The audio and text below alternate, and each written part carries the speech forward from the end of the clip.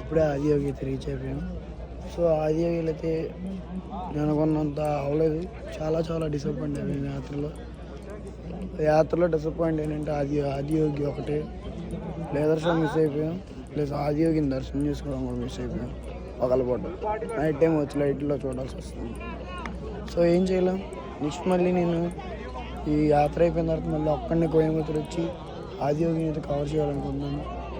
So మీ support అంటే confirm cover చేస్తాను. So ఇది ఆదియోగి.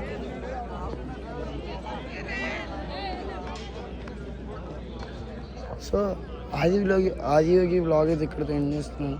ఎందుకంటే ఈ ఆదియోగి వ్లాగ్లో ఇంకేం లేదు చెప్పుకోవడం అంతా. సో ఆదియోగి వ్లాగ్ తర్వాత నెక్స్ట్ వెళ్ళేది మనం Guruvayur temple. So Guruvayur temple vlog అయితే ఫుల్ అయితే కవర్ చేస్తా.